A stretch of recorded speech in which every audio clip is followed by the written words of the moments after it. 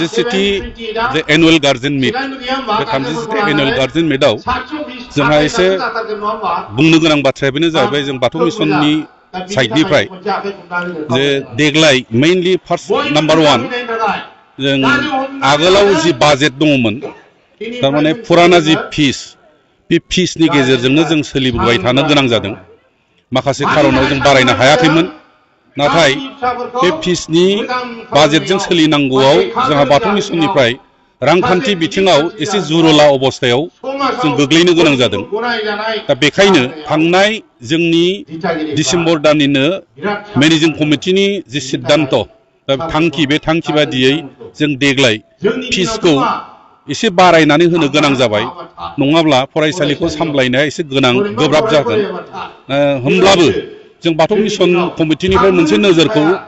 होनानै लाखिनो गोनां जादों जे जोंनि खाथियाव थानाय माखासे मिशनारि स्कुलफोर माखासे प्राइभेट स्कुलफोर बिसोरजों रुजुनानै जों बयनिबो गाहायाव थानानैनो जोंनि फरायसाफोरनो मोनसे मोजां परिबेसनि शिक्षा होलांनो हानाय आरो मोजां परिबेसनि मोनसे स्टाफ मोजां माने गुड क्वालिटिनि शिक्षा होनो हानायनि नोजोर बिथिंखौ जों लानानै देग्लाय आवगायनाय जादों आरो हाबाफारि बायदियै जोंहा माखासे इनफ्रास्ट्राक्चारनि खोथा जों जायखौ दानि नैबे गोदान शिक्षा माबायाव एकाडेमिक जि लाइन बे लाइनाव माने उपयुक्त मोनसे एकमडेशन बेखौ होनो थाखाय जों सेस्था खालामदों जेराव दहाय जोंहा नेहाथारि बिथाङाबो रिपर्टखौ होबाय जे जोंनियाव जों खुगाजों बुंदोंमोनब्लाबो स्मार्ट क्लासनि खोथा गैयामोन बेखौ होनो हानाय जाहैबाय सेस्था खालामनानै आरो कम्पिउटार क्लासनि बाथ्रा गैयामोन बेखौ जों स्टार्ट खालामबाय एसे सिगांनिफ्राय आरो बिनि उनावहाय मा होनो लेबरेटरि साइन्स लेबरेटरि बेबो गैयामोन जों बुंदोंमोनब्लाबो बेफोर जिनिसखौ जों दिनै जगार खालामनानै होजोबनो हाबाय आरो बेखौ मेइनलि गार्जेनफोरनो एसे नलेजाव होनो जोंनि थांखिया बे गार्जेनफोरनो एसे मिथिहोनो जों बेखौ थांखि लानानै गार्जेन मिटिंखौ दिनैनि मिटिंखौ एसे गरजियासलि खालामनानै मिथिहोनो थाखाय जों हाबाफारिखौ लादों आरो बेजों लोगोसे जोंहा जाहाथे जों साफ्रोमबो गार्जियानखौ मोनो साफ्रोमबो गार्जेना जाहाथे दिनैनि गार्जेन मिटिंआव पार्टिसिपेट खालामनो हायो बे नोजोरजों जों साफ्रोमबो गार्जेननो आलासिनो आरो साफ्रोमबो गथ'नो बाहेरायाव थानाय गथ'फोरनोब्लाबो बोथिसे जानायखौ फ्रि होनानै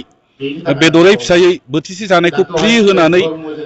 जाहोनो बिसोरखौ गोजोन होनो थाखायबो जों बे हाबाफारिखौ लानाय जादों आरो बेजोंनो जोबथा मोनसे जोंनि हाबाफारिया जाहैबाय जे बाथौ मिसना मोनसे धोरोमनि बिथायाव गसंनानै थानाय मोनसे एडुकेशनल इन्स्टिट्यूशन बेहाय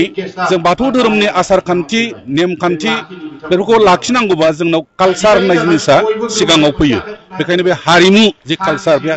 कालचारनि फारसेबो नोजोर होनानै देग्लाय एसे सिगांनिफ्राय जों थियेटार मा होनो ख्रिस्टि पार्टिल' नङा जोंनिनो गथ'फोरखौ मोसानाय मुसुरनाय दामनाय देनाय बिथिंजायाव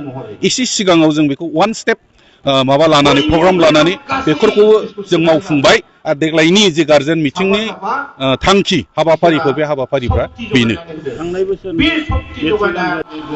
थांनाय बोसोरनि जि मेट्रिक HSLC एग्जामनि रिजाल्ट जों होनगोन बे खोब गोजोनथाव आरो बिनि आगोलनियाबो खोब गोजोनथाव बुंनो थाङोब्ला 2014 सननिफ्राय जों दिनैसिम 100% पास मार्क बेखौ जों होबोबाय थादों आरो सासेबो गथ' फेल गैया अबयस्से सिगांनियाव 100% बाबो 3rd डिभिजन दंमोन थांनाय बोसोरनि आरो बिनि सिगांनि बोसोर बे बोसोरनैयाव सेकेन्ड डिभिजननिफ्राय गाहायाव गैया आरो 3rd डिभिजन होननाय गैया आरो जों देग्लाय आसा खालामदों देग्लायनि जि 33 स्टुडेन्टसफोर दं बे 33 स्टुडेन्टसनि गेजेराव गासिबो माने फार्स्ट क्लास पास थारमाने सेकेन्ड डिभिजन गैयै फेल होननाय जिनिसखौ जों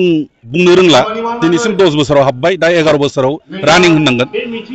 बेखायनो थांनाय बोसोरनि जि रिजाल्ट बे रिजाल्टनिफ्राय देग्लाय आरो साबसिन रिजाल्ट मोनगोन बिनि जि प्रिपारेसन मोटिभेशन स्टुडेन्टसफोरखौ जों जि मोटिभेट खालामनांगौ मानसि लाबोयै मोटिभेट खालामनाय टाइम टु टाइम बे हाबाफारियाबो जोंना सिङाव जागासिनो दङ आरो बेखायनो जों आसा खालामनो हायो थांनाय बोसोरनि रिजाल्टनिख्रुइ देग्लाय डिस्टिंसन लानानै साबसिन रिजाल्ट मोनगोन बियो खाथां